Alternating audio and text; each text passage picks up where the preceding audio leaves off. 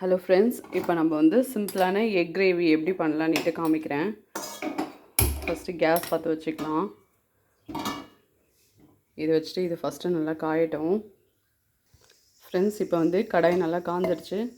காஞ்ச உடனே ஒரு 2 டேபிள் ஸ்பூன் எண்ணெய் விட்டுக்கலாம். எண்ணெய் நல்லா காயட்டும்.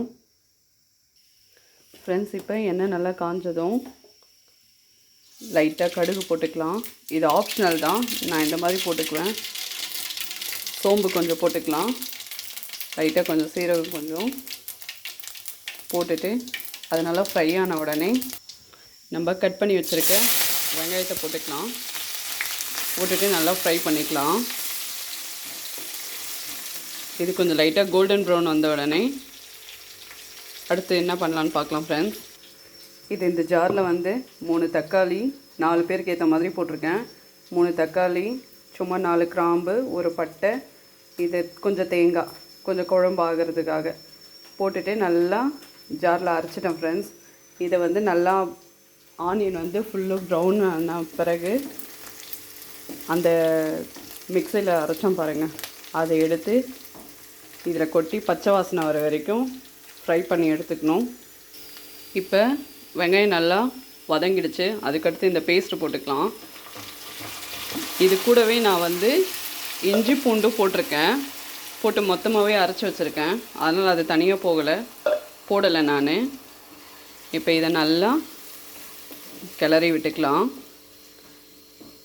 இது கொஞ்சம் பச்சை வாசனை போகிற அளவுக்கு நல்லா வதக்கிக்கலாம். ஃபஸ்ட்டு வதங்கின உடனே அடுத்து என்ன பண்ணலான்னு பார்க்கலாம். ஃப்ரெண்ட்ஸ், இது வந்து நல்லா பச்சை வாசனை போகிற அளவுக்கு வதங்கிடுச்சு. அதுக்கடுத்து லைட்டாக மஞ்சள் போட்டுக்கலாம். மஞ்சள் தூள் போட்டாச்சு. தேவையான அளவுக்கு சால்ட்டு போட்டுக்கலாம். காரத்துக்கு மிளகாத்தூள் சேர்த்துக்கலாம். சேர்த்துட்டு மிளகாத்தூள் பச்சை வாசனை போகிற அளவுக்கு மறுபடியும் வதக்கிக்கலாம். வதக்கிட்டு இதுக்கு தேவையான அளவு தண்ணி ஊற்றி லைட்டாக கொதி வந்துட்டோம். கொதித்த பிறகு நம்ம முட்டை போட போகிறோம். முட்டையை எப்படி போட போகிறேன்னுட்டு பாருங்கள். அதுதான் ஃபைனல் டச்சு, ஃபைனல் ட்ரிக்கு வேறு. எப்படி பண்ணுறேன்னுட்டு காமிக்கிறேன். நீங்கள் இந்த மாதிரி பார்த்துருக்க மாட்டீங்க. இது நல்லா பச்சை வாசனை போகிற அளவுக்கு கொஞ்சம் நல்லா ஃப்ரை பண்ணிக்கலாம். இது எப்படி நல்லா வதங்கிடுச்சுன்னா இதில் நம்ம ஊற்றியிருக்க எண்ணெய் வந்து லைட்டாக பிரிஞ்சு வரும் வெளியே. அப்போ நல்லா குக் ஆகிட்டுருக்குன்னு அர்த்தம். இதுக்கு அடுத்த ப்ராசஸ் என்னன்னு பார்க்கலாம் ஃப்ரெண்ட்ஸ். இந்த மசாலாவுக்கு தேவையான தண்ணி ஊற்றிக்கலாம். ஊற்றிட்டு மறுபடியும் நல்லா கலந்து விட்டுட்டு கொதிக்கிற வரைக்கும் வெயிட் பண்ணலாம். இப்போ அந்த முட்டையை வந்து இதில் எப்படி போட்டு ஆட் பண்ண போகிறோன்றதை காமிக்கிறேன். ஃப்ரெண்ட்ஸ், அம்மா எப்போவுமே சொல்லுவாங்க, முட்டையை எப்போ எடுத்தாலும் சரி கழுவிட்டு போடணும், முட்டையை கழுவிட்டு போடணும் அப்படின்னு சொல்லுவாங்க.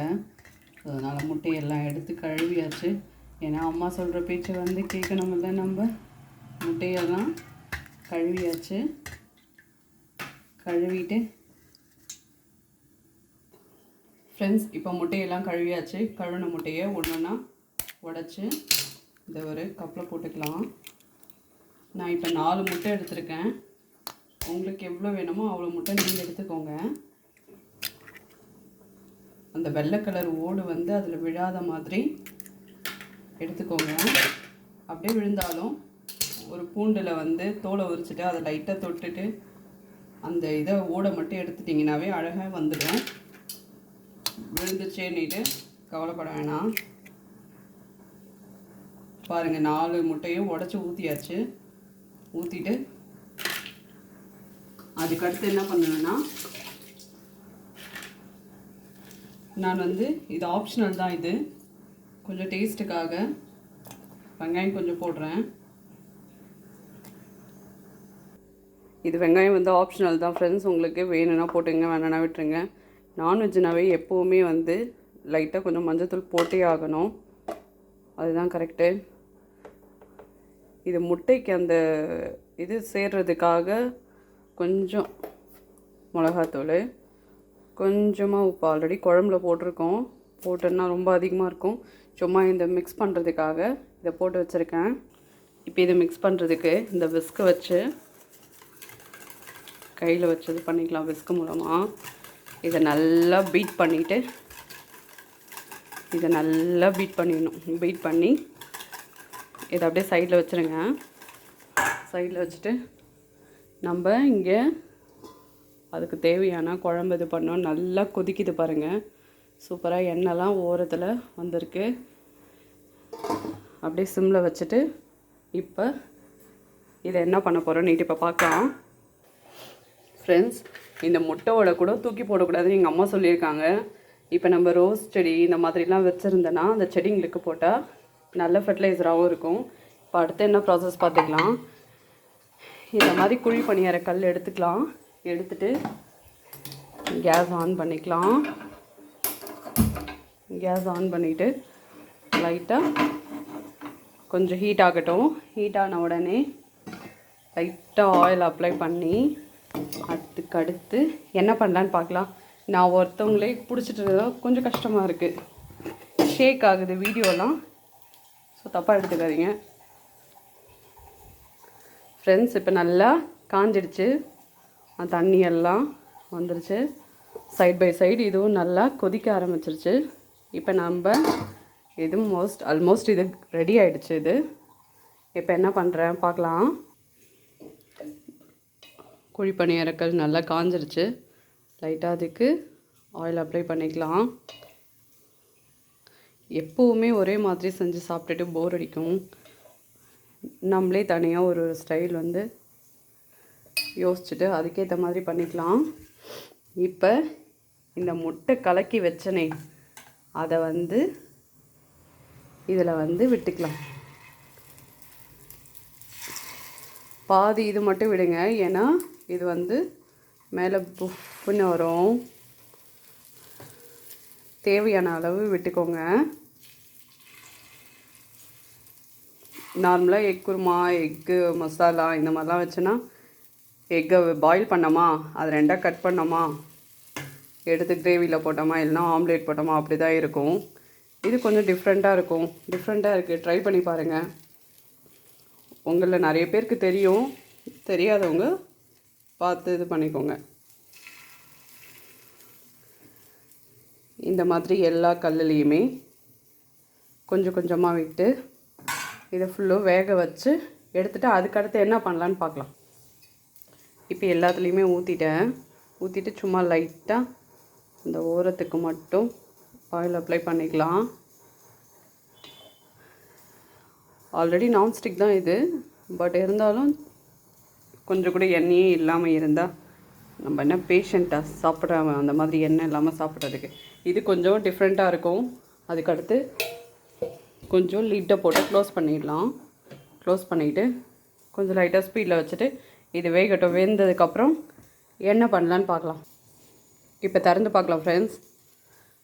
பார்த்திங்களா, நான் அப்போவே சொன்னேன் கம்மியாக ஊற்றுறதுனால எப்படி புஃப்னு மேலே வந்து ப்ளஃபியாக இருக்கிற மாதிரி வந்திருக்கு. இப்போ இதை ஒன்று வந்து லைட்டாக திருப்பி போடலாம். வா, இங்கே பாருங்கள் ஃப்ரெண்ட்ஸ், இதே மாதிரி எல்லாத்தையுமே திருப்பி போட்டுக்கணும். நார்மலாக இருக்கிற ஸ்பூன்லேயே திருப்பி போட்டுக்கலாம். எல்லாமே திருப்பி போட்டுட்டு இந்த சைடும் நல்லா வேகிற மாதிரி பார்த்துக்கலாம்.